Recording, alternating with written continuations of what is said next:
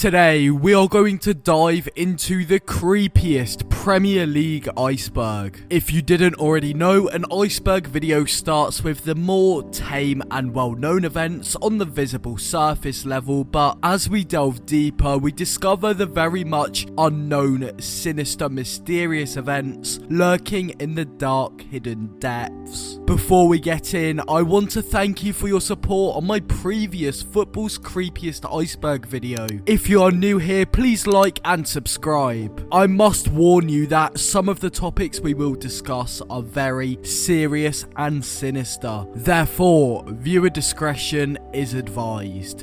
Let's get into it. Surface level.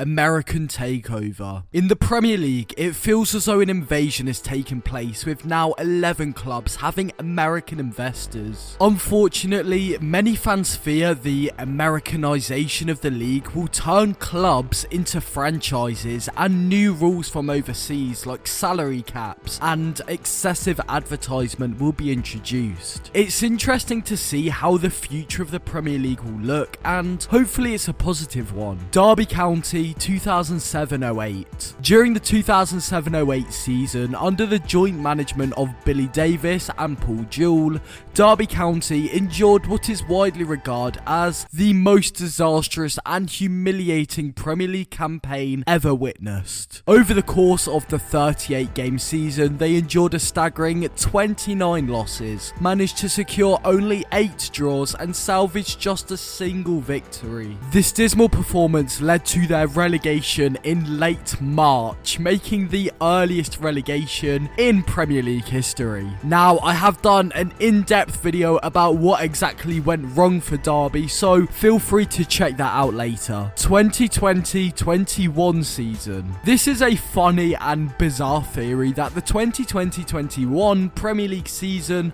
never actually took place. Of course, this season is famous for mostly being behind closed doors during the pandemic and holding out some of the most ridiculous scorelines we have ever seen in the Premier League. Gerrard's slip. If you're a Liverpool fan, I'm sorry. After a 24-year drought without a league title, the 2013-14 season finally seemed like the year Liverpool would win the Premier League. Liverpool stood just 3 wins away from clinching the trophy, having previously defeated Manchester City earlier that month.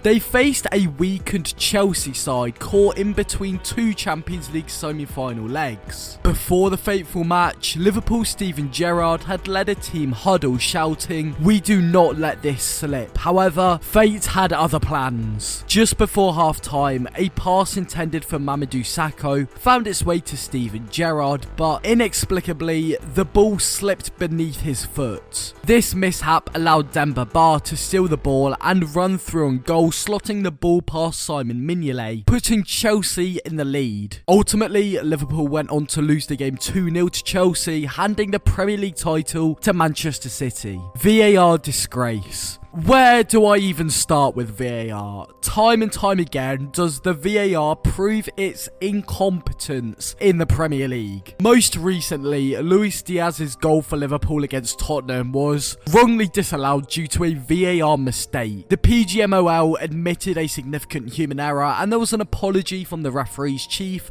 Howard Webb. However, the VAR correctly determined that Diaz was onside. The problem was that they didn't realise the on-field officials had initially ruled it offside. By the time they realised this, the game was over and a frustrated 9-man Liverpool were beaten by Spurs. I could go on and on about VAR mistakes, so I might do a whole separate video about VAR and its appalling errors, so let me know if you'd like to see that. Exploiting fans. This refers to the British broadcasting problem of charging fans overpriced amounts to watch their teams. One particular example is back in 2020 where quarantined fans were charged a one-off £15 to watch an unexciting game between Sheffield United and Fulham. Something which was appalling, especially during the lockdown and financial crisis. Liverpool asthma. The Liverpool asthma conspiracy is a rumour that emerged in September 2020 when an article was published by Backpage Football. It claimed that an anonymous source close to the Liverpool Football Club revealed that 22 out of 35 first-team players were asthmatic, which would make up 63% of the squad. This percentage was significantly higher than the average for football teams in the United Kingdom, which is around 12%. The article also suggested that Liverpool used salbutamol inhalers to treat asthma and potentially enhance player performance. However, there is no concrete evidence linking Liverpool players to asthma, as the club is not required to disclose such medical information. Mike Ashley. This man was a hilariously terrible owner in the Premier League. From being drunk in board meetings to taking his shirt off at parties, the ex-Newcastle United owner knows what it takes to ruin a club by plastering your own logo all over your team's stadium, hiring unusual managers, using an unusual transfer plan, and just an outright lack of progression. Never change, Mike. TAA leaks. This refers to the infamous Trent Alexander-Arnold sexting scandal during the 2018 World Cup. If you're on football Twitter or X, I'm sure you've seen this iconic picture, which I'm definitely not going to read out. Chelsea Arabia links. There are countless rumours of Saudi involvement at Chelsea which emerged, suggesting that Saudi Arabia's public investment fund had ties to Todd Boehly's company Clearlake Capital, who owned Chelsea, which raised concern since the Saudi fund also owns a majority stake in Chelsea's league opposition Newcastle United. The speculation intensified when several Chelsea players, including N'Golo Kante, Eduard Mendy and Kalidou Koulibaly, transferred to Saudi Arabian clubs to ease FFP regulations. We'll talk more about Chelsea's FFP and transfer regulations as we go down the iceberg. Let's be having you. In February 2005, during a crucial game against Manchester City at Carrow Road, Norwich City found themselves tied 2-2 at half-time in a pivotal match to avoid relegation. Then something unexpected and quite funny occurred. Delia Smith, the club's owner, in a very intoxicated state, grabbed a microphone and passionately exclaimed, "This is a message for possibly the best supporters in the world. We need a 12th man here. Where are you? Where are you? Let's be having you. Come on." As a humorous twist of fate, Robbie Fowler of Manchester City went on to score a last-minute winner in that game, causing Norwich to lose, and to add fuel to the fire, Norwich were relegated by just 1 point. Newcastle United takeover. The Newcastle United takeover saga highlights the challenges and complexities involved in regulating ownership changes in football, especially when they involve influential and controversial stakeholders. The potential owners' problems, such as human rights concerns and tensions, created a difficult situation for the club and its supporters. Additionally, the Premier League's inurgency and lack of transparency throughout the process raised questions about its ability to effectively oversee such transactions. Hawkeye. An unprecedented issue with goal line technology shook a match between Aston Villa and Sheffield United. In a clash between European chasing Sheffield United and the relegation threatened Villa, the game took an unexpected turn just 40 minutes in when goal line technology failed in a manner that left fans in disbelief. Late in the first half, Oliver Norwood's free kick appeared to have crossed the line after being pushed by homekeeper Orjan Nyland. However, referee Michael Oliver's goal line technology watch failed to signal a goal, and the video assistant referee did not intervene despite what seemed to be a clear mistake. Despite the lack of an official overrule, replays demonstrated that the ball had indeed crossed the line and should have resulted in a goal. It was later discovered that the goal line technology was never turned on after the Premier League's restart due to the pandemic. This mistake saved Aston Villa as they secured the point they needed to stay up and relegated AFC Bournemouth in their place, which is a £300 million mistake to make. Petr Cech cracks skull. One of the nastiest injuries in the Premier League, and the reason why Petr Cech had to wear a protection helmet was because of when the Chelsea keeper sustained a head injury in the match against newcomers Reading in October 2006 when he collided with midfielder Stephen Hunt after just 20 seconds from kickoff. Diving to make a save at the feet of Reading Stephen Hunt, Cech took a blow to the head that fractured his skull. Beach ball.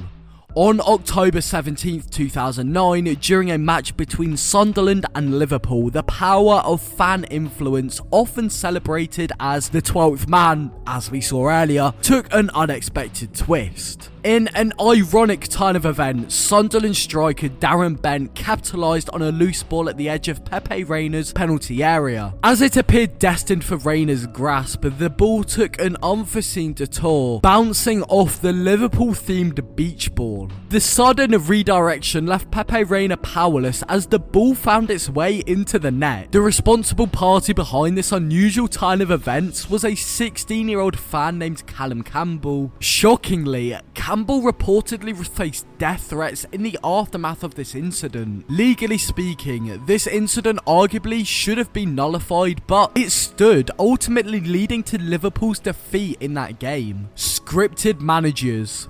There is a very believable rumour that Premier League managers follow somewhat of a script in interviews. Managers are told what questions they will be asked, and sometimes the club's higher-ups will give guidance to the manager in order to protect reputation and squad morale. I guess an example of where a manager stepped out of line could be when ex-Bournemouth boss Scott Parker lost his job after speaking the truth about his own low-quality squad after they were thrashed 9-0 by Liverpool. This interview lost him his job. Ghost goal. In the 2005 match between Liverpool and Chelsea, a pivotal decision unfolded that had the potential to alter Liverpool's recent history. With the first leg at Stamford Bridge ending in a goalless draw, the away goal rule held immense significance. If Chelsea managed to score just one goal, despite the 1-1 aggregate score, they would secure qualification for the Champions League final. The critical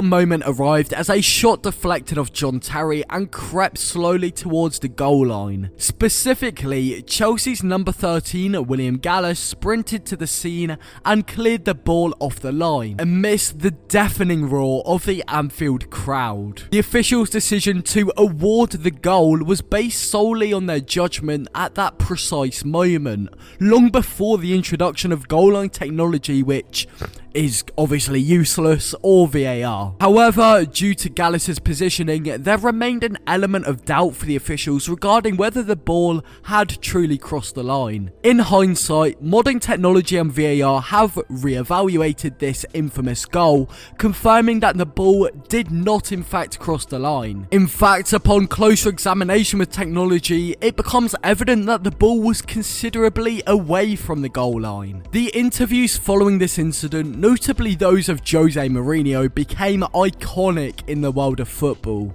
A Liverpool fan's footage from Anfield highlighted the extraordinary impact of this event. Despite the prevailing belief that the ball did not cross the line, it was given as a goal. This incident raises intriguing questions about the course of the match, as it could have potentially prevented the iconic Champions League 2005 comeback moment. However, it's worth noting that the outcome remains speculative. Pyros. Pyros are a bit like Marmite. Some people love them, some people hate them. They're a huge part of football atmosphere culture, however, are completely banned throughout English football. I want to know your thoughts on pyros. Are you for or against them? Shallow waters.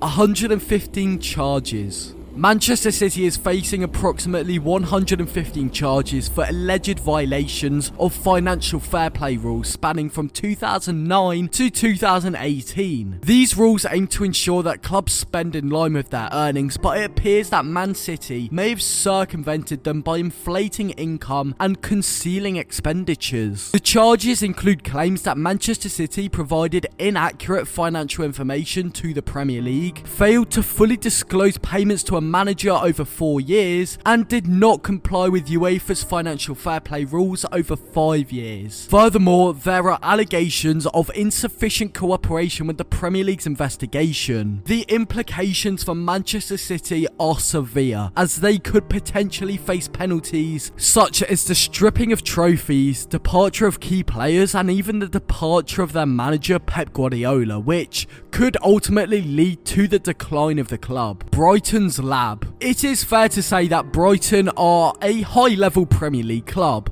However, they seem to lose their best players all the time and replace them with random names no one has heard of, who of which transform into beasts. For example, Alexis McAllister, Karim Matoma, Moises Caicedo, Ben White, etc, etc. These players made in a lab. Well, Brighton have a clever recruitment team that people want to downplay, but they have fully earned their success by doing things correctly. I have done a video about the rise of Brighton star Evan Ferguson, which proves Brighton really know what they're doing. Survival Sunday 2011. The most dramatic final day in the Premier League occurred in 2011 when any of 5 teams of Wolves, Blackburn Rovers, Birmingham City, Blackpool and Wigan could have suffered relegation. Kickoff commenced at 4 PM with Wigan and Blackpool in the bottom 3, with West Ham and Wolves, Birmingham and Blackburn hoping to avoid being dragged into the relegation zone. Around 4:41 PM, Blackpool gained hope, Blackburn got a lead of 2-0 at Molineux, and Charlie Adams scored a free kick for Man United. Wolves seemed to be in trouble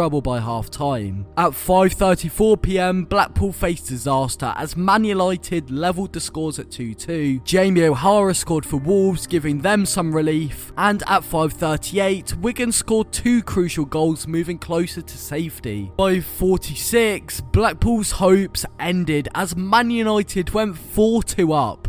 Stephen Hunt scored for Blackburn, moving Wolves out of the relegation zone on goal difference. And then at 5:53, Pavlyuchenko scored a second goal, leading to Birmingham's relegation. Wolves, Wigan and Blackburn were relieved and joyful as they avoided relegation. Rooney versus Vardy. I've done an entire deep video on this saga, so I will give you the basic overline of this case. In 2019, Colleen Rooney, wife of Wayne Rooney, accused Rebecca Vardy, wife of Jamie, of leaking her private Instagram posts to the tabloid newspaper The Sun. To uncover the source of the leaks, Rooney posted fake stories and restricted access to Vardy, resulting in the nickname Wagatha Christie. Vardy denied the claims. In 2020, Vardy sued Rooney for defamation, leading to a trial in May 2022. During the trial, various legal actions were taken, including searching for mobile phone evidence and examining Vardy's history of leaking information to the press. On July 2022, the court ruled in favour of Rooney, stating that Vardy had provided inconsistent evidence and had passed information about Rooney to the press. As a result, Vardy faced substantial legal costs estimated at £3 million and was ordered to pay 90% of Rooney's costs, which amounted to around £1.5 million. Both parties had significant legal expenses. The two footballers also have a rift between them because of this incident. Secret rule. Pep Guardiola was banned by the Premier League after a secret rule change that nobody knew about. The rule is quite simple yet unknown, and that is now if a manager gets 3 yellow cards in a season, they must face a 1-game ban. Leeds United 2003. Leeds United 2003 might be one of the most tragic Premier League campaigns ever. After many years of consistent European qualification, financial mismanagement placed Leeds into a financial crisis, which had allegedly ballooned to a staggering £100 million. In response to this dire financial situation, Leeds found themselves compelled to part ways with some of their star players. Rio Ferdinand, Robbie Keane, Jonathan Woodgate and Olivier Decourt had been sold off, with a raft of loan signings depended upon in their fight for survival. With only 8 points garnered from their initial 12 fixtures, the club decided to part ways with manager Peter Reid, ushering in the temporary reign of Eddie Gray. Initially, Gray's return to management seemed promising, as a string of positive results lifted Leeds out of the dreaded relegation zone by year end. However, this promising run came to an abrupt halt with 7 consecutive defeats, solidifying their descent back into the relegation battle. Late in the season, they managed to muster a few crucial victories, briefly escaping the bottom of the table. Nevertheless, a crushing 4-1 defeat at the hands of Bolton on May the 2nd sealed their fate, consigning them to the Championship. This marked the end of Leeds United's remarkable 14-year tenure in the Premier League, and they stumbled as far as League One. Yaya Touré's birthday. In May 2014, Manchester City won the Premier League for the second time, but they forgot to get Yaya Touré a birthday cake for his 31st birthday 2 days later. How dare they? This incident caused a major controversy, and Yaya Touré was hurt by the oversight. He initially blamed the club, but later shifted the blame to his agent for the fallout. Touré considered leaving Manchester City and spoke to the club chairman about his dissatisfaction, but the issue was eventually resolved. Nevertheless, the failure to send him a birthday cake left a lasting impact on Yaya Touré. Anfield curse. For many years, Liverpool fans have speculated that their home turf of Anfield may be cursed. After all, we look at the Gerrard slip that cost them the title, the 2010 financial problems they suffered, constant emotional fatigue, I could go on. So in 2019, former Liverpool goalkeeper Bruce Grobbelaar took matters into his own hands. Quite literally, he had been on a holiday in Africa and had learnt if a pitch was cursed, you should urinate on the goalpost to lift that curse. After being invited to play in a charity match at Anfield, Bruce Grobbelaar urinated into a water bottle before kickoff and rinsed it onto the Anfield goalposts. Strangely enough, Bruce later saved a penalty during that match. Then the Liverpool team went on an undefeated run at Anfield and won the Premier League. Spurs' social experiment. There's a wild conspiracy theory that Daniel Levy, the chairman of Tottenham Hotspur, might be involved in a secret social experiment by the Premier League to test how much suffering a fanbase can endure before they give up on their team. This hypothesis gains traction due to the inexplicable drought of silverware and raises questions about how far a fanbase can be pushed before they abandon their precious support. Time machine. Keen-eyed football enthusiasts are convinced they stumbled upon a potential time traveller in a photograph from a 1963 match between Nottingham Forest and Arsenal. This intriguing image, recently shared on social media, captures Arsenal fans engrossed in Division 1 match against their East Midland rivals. However, amidst a sea of fans dressed in sharp shirts and ties, one individual stands out with a more modern attire. While looking into his matchday programme, this supporter stands proudly in a polo shirt and hoodie, showcasing a completely different style from the rest. Notably, his modern fluffy hairstyle contrasts sharply with the slicked back looks of everyone else in the picture. The question of whether this is merely an astonishing coincidence or something further remains a debated topic. Loophole. There is a loophole when it comes to FFP, and Chelsea are the main culprits. You see, Chelsea have cleverly avoided financial fair play rules by utilising amortisation, a football term that involves spreading the payments of transfer fees over a player's contract duration. By offering longer term contracts to their new signings, Chelsea have effectively reduced the immediate financial impact of their transfers. For example, they signed Mikhailo Mudryk to an 8.5-year contract, Benoit Badiashile to a 7.5-year contract, and others with similarly lengthy deals. This strategy has allowed Chelsea to spend more on talent at higher prices than they would typically be allowed under FFP regulations. Officials are bribed. It is easy to believe that match officials in the Premier League take a bribe or a bias towards bigger clubs. This comes to no surprise due to the outrageous decisions referees and their teams make on constant occasions. Mark Holsley, who refereed in the Premier League for 14 years, has stated he was told to say he hadn't seen incidents that had occurred during games. A funny example of match fixing could be the iconic moment when Mike Dean looked to actually celebrate a Tottenham Hotspur goal. Mystery footballer.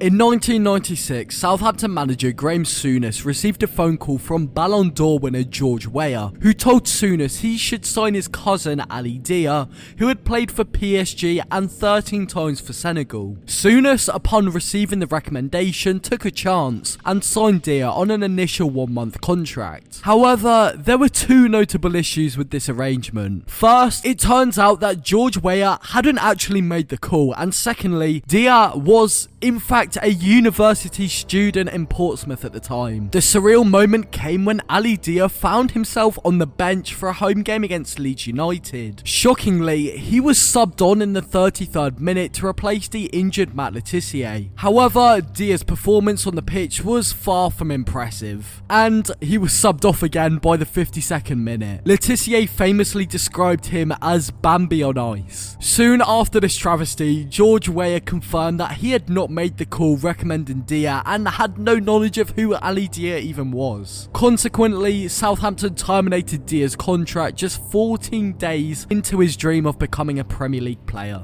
WWE. The worlds of WWE and football rarely meet, but in 2015, Wayne Rooney was asked to appear in a small WWE stunt. WWE headed to Manchester for an episode of Monday Night Raw. Manchester United legend Wayne Rooney was in attendance and had a front row seat for the event, and then Rooney got involved in a heated altercation with Wade Barrett. After Barrett belittles Rooney and his team Manchester United, Rooney reaches out and slaps him across the face, bringing Barrett down to the floor. Eden Hazard ball boy. In the year 2013, a young 22-year-old Eden Hazard was the shining star of Rafa Benitez's Chelsea team. The Blues were facing Swansea City and found themselves 2-0 down. However, as the realisation dawned that they were unlikely to overturn the deficit, Hazard's frustration reached a boiling point when he seemingly kicked out at a ball boy at the Liberty Stadium. Following the incident, the Belgian issued an apology and received a straight red card stating, "The boy put his whole body onto the ball and I was just trying to kick the ball. I believed I kicked the ball and not the boy. I apologise." Subsequently identified as the 17-year-old involved in the incident, Charlie Morgan chose not to press charges against Hazard. The night concluded with Charlie receiving handshakes from the Chelsea players in the dressing room, becoming the hero of the home crowd for his clever time-wasting tactic. I guess Charlie has also had the last laugh, as he is now a millionaire thanks to co-owning the brand AU Vodka. Man United bomb threat. The Manchester United bomb scare occurred when a bomb was discovered prior to kick-off in 2017. This incident led to the dramatic evacuation of the stands at Old Trafford, triggered by a code red alert due to the discovery of an incredibly lifelike explosive device. This device, which had a mobile phone attached to wiring, was found in the toilets during Manchester United's final day clash. In response to the situation, police and sniffer dogs were deployed to the ground, which has a capacity for 76,000, and a controlled explosion was carried out as a precautionary measure. The depths. Plane crash. During the 2018-19 Premier League season, a tragic incident unfolded amidst the transfer negotiations between Nantes in France and Cardiff City. This heart-wrenching episode centered around the transfer of Argentine striker Emiliano Sala. The aircraft employed for this journey was a Piper Malibu, and prior to takeoff, both the pilot David Ibbotson and Sala had expressed concerns to their respective families about the aircraft's condition. Sala in particular conveyed his apprehension, stating, "I am now on board a plane that looks like it's falling to pieces. If you do not have any more news in an hour and a half, I don't know if you need to send someone to find me. I am getting scared." Of utmost concern, Ibbotson was no longer licensed to fly, nor was he ever qualified for night flying. The flight had been organised by David Henderson, who had initially been scheduled to be the pilot. Henderson faced charges related to endangering the safety of an aircraft and was ultimately found guilty. The flight arrangement was overseen by football agent Willie Mackay, who maintained that he was not responsible for selecting the aircraft or pilot. As the flight flew over the Channel Islands, radar contact was lost and Ibbotson struggled to maintain control while attempting to evade a cloud. Tragically, both the tail fin and portions of the wings detached from the aircraft, leading to its catastrophic descent and crash into the English Channel. A subsequent search and rescue operation commenced on January 22nd, eventually leading to the discovery and recovery of Salah's body on February 7th.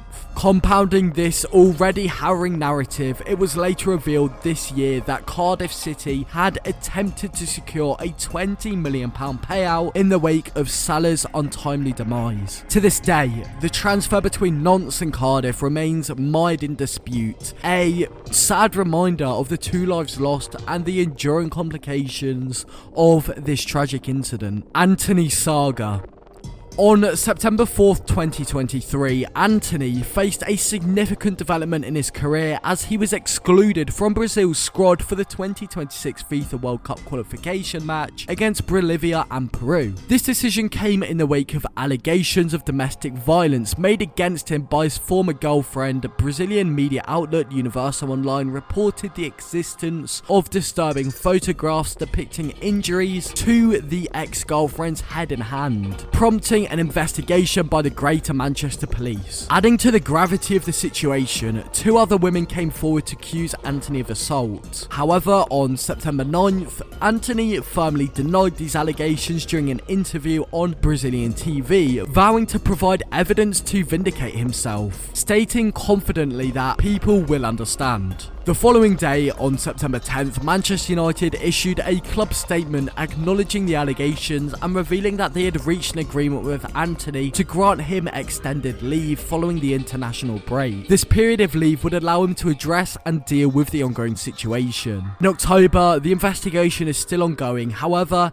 Anthony will return to Manchester United duty. Taxigate. While this story is not at all sinister, many people have no idea this happened. In an attempt to rejuvenate their struggle against relegation, former West Bromwich Albion manager Alan Pardew embarked on a journey with his team to Barcelona for a warm weather training camp. However, this ill-fated trip culminated in a shocking incident dubbed Taxigate, involving Jake Livermore, Johnny Evans, Gareth Barry and Boaz Myhill, a McDonald's and a taxi. The players stole a taxi from a McDonald's drive-thru and subsequently abandoned it outside a luxurious 5-star hotel where they were staying. The local police took action by removing the individuals from their beds at the boutique hotel. It appears that the West Brom players had initially taken the taxi to a nearby McDonald's drive-thru, but for reasons unknown, exited the cab without the driver. The alert receptionist at the hotel promptly contacted the police upon reserving the unattended taxi outside. The stranded taxi driver also reached out to the police. As a result of these events, the 4 players who had returned to the hotel in the cab were escorted to a nearby police station. While they were not formally arrested, they were identified as part of an ongoing police investigation. The incident unfolded at approximately 5:30 AM, with the taxi being returned to its rightful owner by around 8 AM. Haaland versus Keane. The stage was set in a Manchester derby, with Haaland playing for Manchester City, and tensions of course were high. This clash had its roots in a grudge that Haaland held from his time at Leeds United when he accused Roy Keane of faking an injury back in 1997. The match was finally poised at 1-1 when Keane saw an opportunity to settle the score. Alf Haaland came in for a 50-50 challenge, expecting a fair contest, but Keane had no intention of playing the ball. Instead,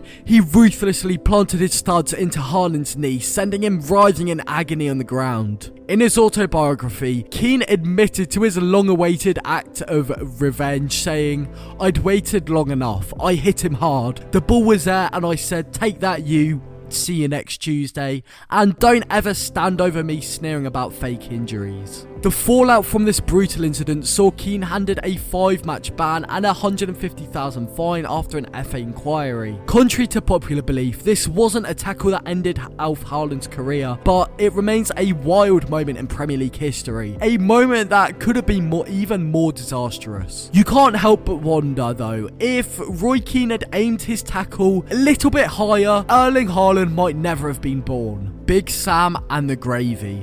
For those unaware, Big Sam is a football manager and gravy enthusiast. A strange yet believable rumour is that Big Sam Allardyce actually drinks gravy by the pint and even bathed in a tub of gravy after recording his first and only win as England manager. Players on drugs. There are a number of Premier League players through the years that are said to have used illicit drugs drugs and performance enhancers, and it is a lot more common than you think. One famous example, yet unproven, is former Arsenal midfielder Thomas Rosicky. Fans believe Rosicky didn't have injury problems for all those years, but was instead addicted to Coca-Cola, if you know what I'm trying to say. Arsenal stood by him during his addiction and helped him through the other side of it, all under the influence of Wenger, who looks after his players. It might be why Rosicky was so thankful and felt so indebted to the club when he left. More recently, however, not actually in the Premier League, Paul Pogba may be facing a ban for excessive testosterone, and a viral clip of former City defender Joel Cancelo sparks concern. I mean, there is not a single thought behind those eyes. Offensive chants. Something which we all hate about football is when fans go too far. Thankfully, the Premier League has it not as bad as other leagues when it comes to this, but chants of a discriminatory, degrading or mocking tragedies are still heard in stadiums today and have no place in our game. Ahead of this season in particular, the Premier League and FA have announced tough new measures to tackle hateful chanting about events such as Hillsborough. If you've been to Anfield, you know the drill. In the vast majority of games, a portion of the away end will start to sing songs about Liverpool fans being victims or sometimes worse. Football has largely turned a blind eye until recently, but various high-profile incidents over the last 12 months, coupled with campaigns against tragedy chanting, have brought it into the spotlight. Now, English football is beginning to wake up to the problem, with the Premier League, FA and EFL among others announcing new measures to tackle this hateful chanting. Heart attacks. It's no secret that over the years there have been more and more heart and chest related incidents in the Premier League, whether it be fans in the concourse or players themselves. One particular factor is the lack of rest for Premier League players due to continuous training sessions, especially during lockdown. Additionally, the rapid embargo of information through Sergio Aguero's cardiac scare have drawn global attention to the issue. The FA have been conducting cardiac screenings since 1997, with players checked every 2 years from ages 16 to 22 before clubs take over responsibility. However, sudden cardiac arrest remains a significant concern, with over 600 young people under 35 dying from it each year. These incidents often go unnoticed until a high-profile football player experiences them, triggering widespread awareness and concern in society. Whilst it's not a recent story, a tragic incident happened. Bolton Wanderers faced Tottenham Hotspur at White Hart Lane in a Premier League match. However, on the 43rd minute, a harrowing incident occurred as Fabrice Muamba, the 23-year-old midfielder for Bolton Wanderers, suddenly collapsed on the pitch. The stadium plunged into an eerie silence as medical personnel rushed to his aid,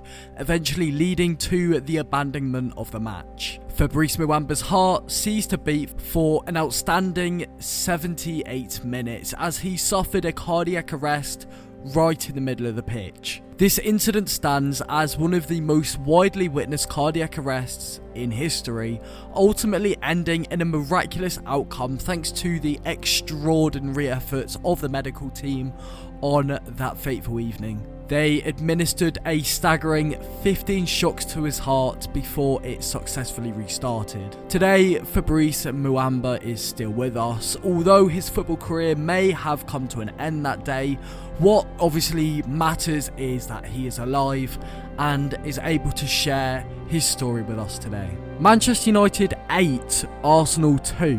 One of the most baffling scorelines in history. Jack Wilshere, who watched the match at home, described feeling sick while witnessing the onslaught of goals by United. Wayne Rooney's hat-trick and Ashley Young's brace contributed to the humiliation, leading to what was described as a Sunday League scoreline and performance by Arsenal. The defeat prompted Arsenal to make several signings in the transfer window, including Mikel Arteta, who took a pay cut to join the club. Arteta, of course, later became Arsenal's manager, with the match serving as a pivotal point in the team's evolution. The relationship between Sir Alex Ferguson and Arsene Wenger had evolved from hostility to mutual respect by that time, and Ferguson showed sympathy for Wenger after the match. match. The defeat also signalled a decline in Arsenal's competitive edge as they struggled against United, unlike in the past when they were title contenders. The match featured young players on both sides, but Arsenal's youth lineup faced difficulties. Arsenal's signing of experienced players after the match marked a shift away from their Project Youth philosophy. Despite the defeat, Wenger remained in charge for several more seasons, winning FA Cups and maintaining Champions League qualification. It just shows how one game can change a club's entire perspective and strategy. Gylfi Sigurdsson.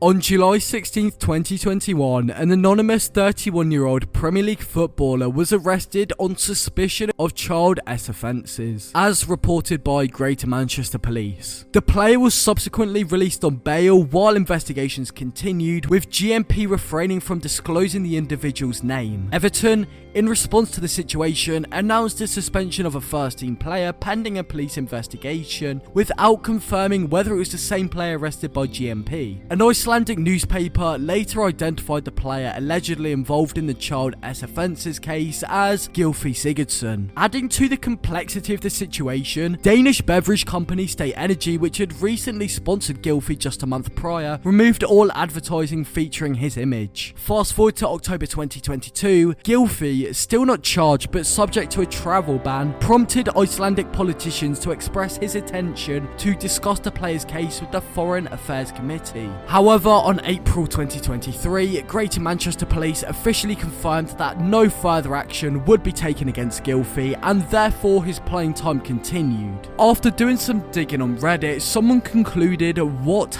exactly happened to Gylfi Sigurdsson. I remember looking all over Twitter for some sort of update months ago and came across someone that claimed to be close to his family in Iceland, saying that Gylfi met the girl at some club that was supposed to be 18 plus and had been seeing her for a while. And the girl essentially came out with the truth about her age and that she wanted money or else, and Gylfi was the one to turn himself in after these events. Sad either way, this all came literally just after he and his wife announced they were late into pregnancy of their first child. I really liked Gylfi a lot. Now out of contract with Everton, Sigurdsson made a move to Danish Superliga side Lyngby. David Bust injury. In the 1995-96 season, during a match between Manchester United and Coventry City, a dramatic incident unfolded. Coventry City launched a fierce attack, and just 2 minutes into the game, a collision occurred between David Bust, Dennis Irwin and Brian McClure. This horrifying collision left Peter Schmeichel, the Manchester United goalkeeper, standing in the net, emotionally distressed. The impact of this collision resulted in a devastating leg injury for David Bust, with the bone shockingly visible through his sock. The game had to be halted for a tense 9 minutes, and the field required water and sand to remove the substantial amount of blood that had soaked the grass. The injury was so severe that there was genuine concern that Bust might have to undergo leg amputation. Fortunately, he narrowly escaped that grim fate, but the extent of the injury, coupled with a subsequent infection, tragically ended his professional playing career. This incident remains in memory as one of the most harrowing injuries witnessed in the Premier League. Ryan Giggs' brother.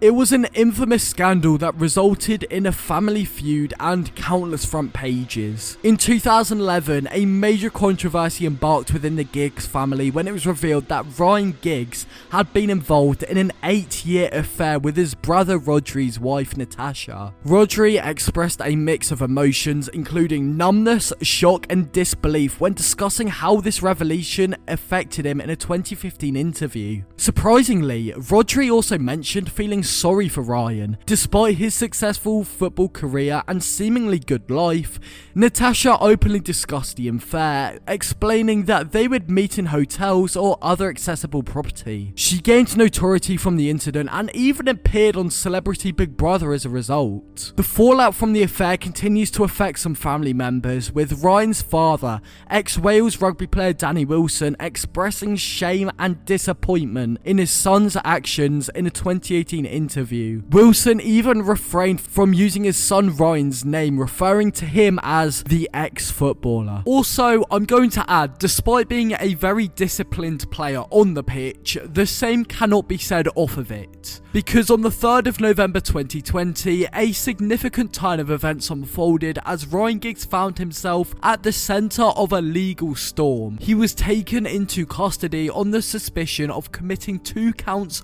of assault against his ex-girlfriend as well as her younger sister. These accusations sent shockwaves, of course, through the public and media, casting a shadow over Giggs', let's say, previously untarnished reputation. Firmly and vocally denying all charges levied against him, he prepared to face the legal battle that lay ahead. As time progressed, the situation grew more complex and more intense as in April 2021, Giggs faced formal charges including assault causing actual bodily harm and common assault against another individual. Additionally, he was accused of engaging in coercive and controlling behaviour towards his ex. In a courtroom appearance in April that same year, Giggs adamantly refuted all these allegations, making it clear that he was ready to contest these charges vigorously. The long-awaited trial commenced on August 2022, drawing considerable attention from the media and the public. A jury consisting of 7 women and 4 men was tasked with the weighty responsibility of determining Giggs' guilt or innocence. However,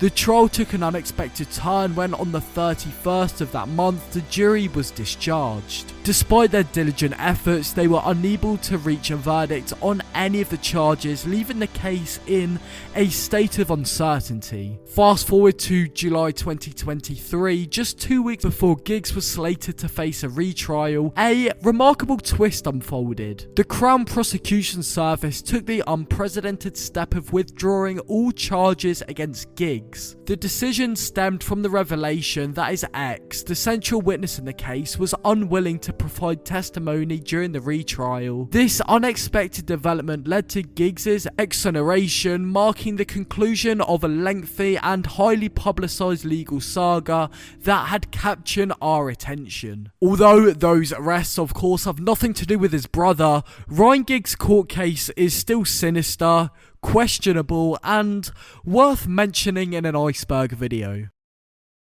Mason Greenwood. We've all seen the videos and audio, and so in January 2022, Mason Greenwood was suspended by Man United after his arrest. In February 2023, criminal charges against him were dropped due to a withdrawal of key witnesses and new evidence. United initiated their investigation into the events that led to his initial arrest and found no grounds to terminate his deal. In August 2023, Manchester United publicly announced that they were considering Greenwood's future, citing extensive evidence not in the public domain and their responsibilities to him. This decision generated objections from both United staff and the public, leading to a change of heart by the club's top executives. On August 21st, 2023, Manchester United announced that Greenwood would be leaving the club. The investigation concluded that the material posted online did not provide a full picture, and Greenwood acknowledged making mistakes in his relationship, but denied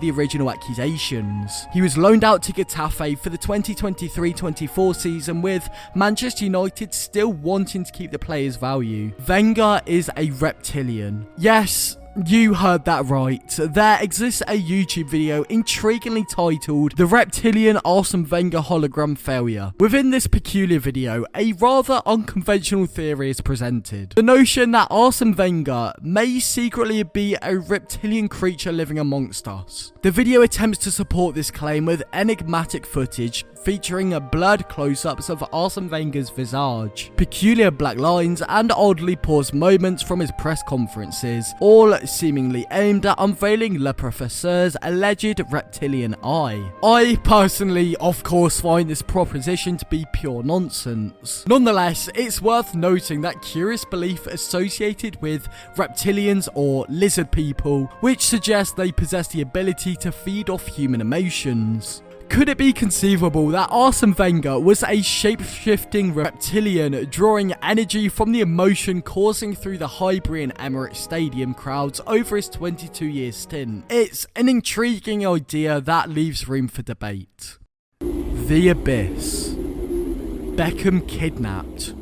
Regrettably, spending over a decade as the world's most high-profile footballer inevitably brought along its own set of challenges for David Beckham. It encompassed not only the constant scrutiny from the media, but also the disturbing incidents of burning news and sensationalized kiss-and-tell news stories. Nevertheless, the situation escalated dramatically when he and his family became the targets of kidnappers. In 2002, 5 individuals were charged with conspiring to kidnap his wife, in an incident that tabloids portrayed as an attempt to extract a £5 million ransom. The family found themselves compelled to enhance their security measures once again in 2009 while in Milan, due to concerns about a potential second kidnapping. At one point, there were even fears that he might have been considered a target for terrorism. Admittedly, his football skills may have been considered one-dimensional by some, but contemplating any hard towards him in such an extreme term would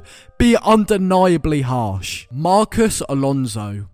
On May 3rd, 2011, Marcos Alonso was involved in a tragic accident in Madrid, resulting in the unfortunate death of a young woman. At the time of the accident, he was driving at a speed of 70 miles an hour in wet conditions within a 30 mile per hour zone, and his illegal blood content was over the limit. In February 2016, he received a sentencing that initially carried a 21-month prison term. However, this sentence was later modified to a £61,000 fine and a driving ban lasting 3 years and 4 months.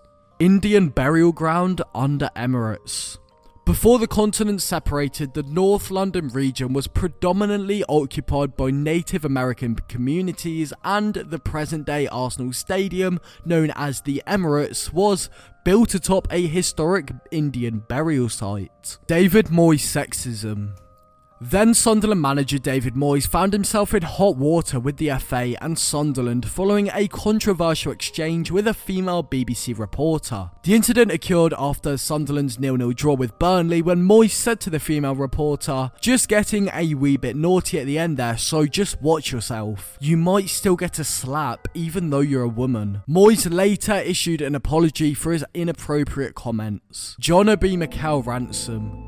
John Obi Mikel, a former Nigerian footballer known for his time at Chelsea, revealed his emotional struggle playing on 2 occasions while his father was kidnapped. Despite his successful career, including winning Premier League titles, FA Cups and the Champions League with Chelsea, off-field incidents posed significant challenges for him. The first incident occurred during Andre Villas-Boas' tenure at Chelsea, where Mikel had to play a game while his father was held ransom. Mikel had tried to negotiate his father's release, but had to fulfill his professional duties despite his distress. 7 years later, a second kidnapping incident occurred while Mikel was away representing Nigeria in Russia. He learned about it when his brother called him. This time, he decided not to share the news with anyone and kept it to himself as Nigeria faced an important game. Playing under such emotional turmoil was incredibly challenging for him. Despite the immense pain and difficulty, Mikel showed remarkable strength and determination to do his job and play the game in both instances, even though he struggled with his emotions throughout.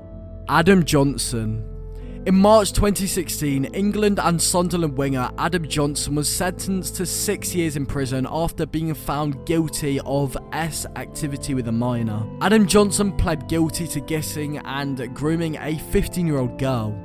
The girl in question was a massive Sunderland fan who was obsessed with Adam Johnson. The police discovered 834 WhatsApp messages between the pair in just over a month. While the investigation was taking place, Adam Johnson continued to play for Sunderland despite Johnson being charged with 3 offences. Adam Johnson continued to play for almost an entire year, in fact, and his contract was terminated after he finally pled guilty to activity with a child and was sent to prison on a 6-year sentence. However, Johnson was released in March 2019 after serving just half of his sentence. Kyle Walker sex parties. Kyle Walker, the Manchester City and England defender, faced controversy for hosting a party with 2 escorts and a friend in his flat during the lockdown. The escorts revealed that Walker invited them for a 3-hour session just a day before he urged people to stay home to help with the NHS. This incident followed a split from his longtime girlfriend earlier in the year after it was revealed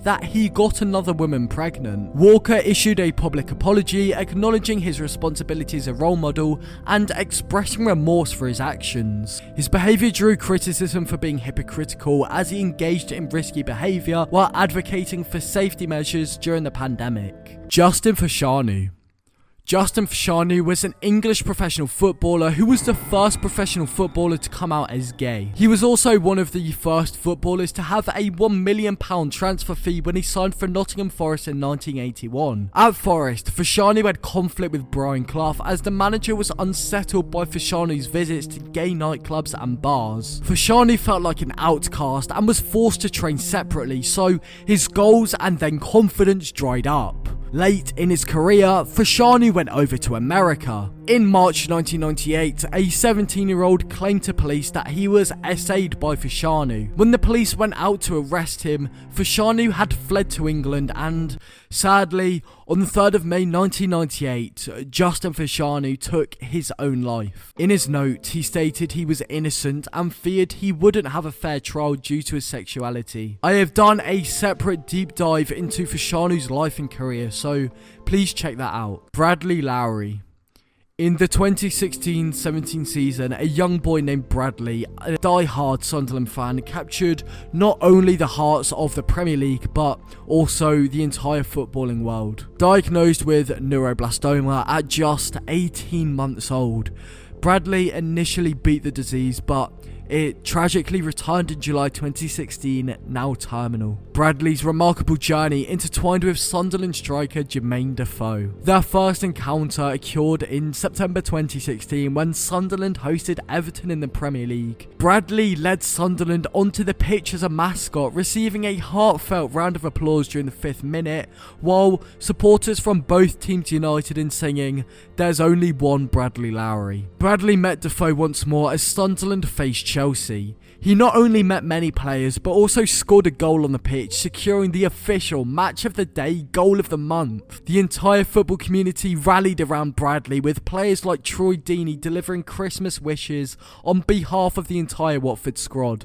Jermaine Defoe and several Sunderland teammates made numerous visits to Bradley in the hospital, where young Bradley always found comfort in Defoe's arms. As he was called up to the England team, Bradley was overjoyed, and as the players took to the field at Wembley, Defoe carried Bradley in his arms. Remarkably, Defoe even scored in the 21st minute of the match. However, on July 7th, 2017, Bradley Lowry lost his valiant battle with neuroblastoma. Following his passing, Jermaine Defoe eloquently expressed, "He was my best friend, he was genuine, he loved his football, he loved me, and I loved him. There was nothing I could give him apart from just being a friend." The Bradley Lowry Foundation was set up in memory of Bradley Lowry. While Bradley was suffering himself, he used to always look out for the other children on his ward, which inspired his parents to carry on the charity work. Now he is no longer with us. The aim of the foundation is to help and support campaigns to raise funds for medical treatment equipment not available currently on the NHS. Please go over to the Bradley Lowry Foundation and donate as little or as much as you want. Jeremy Whiston. Jeremy Whiston was a young football player who had been part of Manchester City's academy. He was known as a talented, mature and hard-working player. Unfortunately, his dreams of securing a scholarship with the club were dashed in 2018 due to a serious knee injury, which had sidelined him for 5 months and caused excruciating pain. After his release from the club in December 2018, Jeremy found it emotionally hard to witness his former teammates, including Tommy Doyle, Liam Delap and Cole Palmer, making their debuts in City's first team. Tragically, Jeremy Whiston was found dead by his mother in his sister's bedroom in Manchester on October 24th, 2020, aged 18. Gary Speed.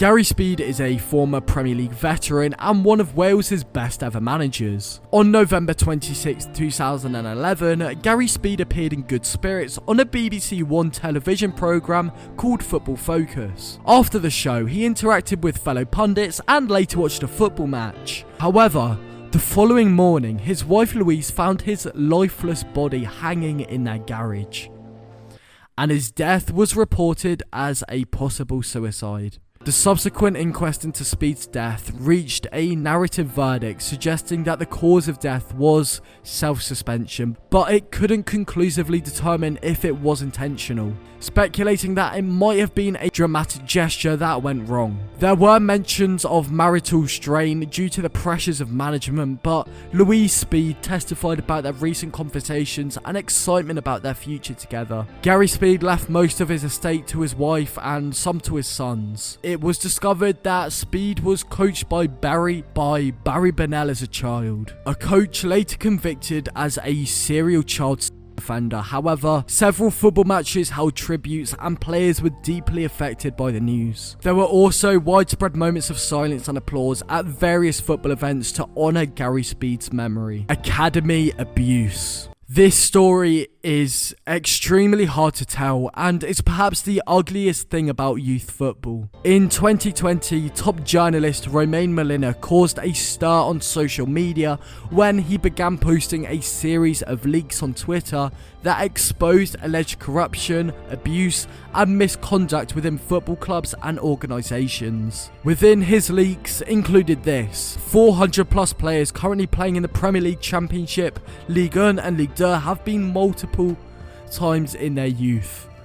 I'm sure you can fill in the blank. This is just one of multiple sickening and insane statements posted by Molina. The rest of the statements are shown and discussed in my previous Iceberg video, which you can click on your screen.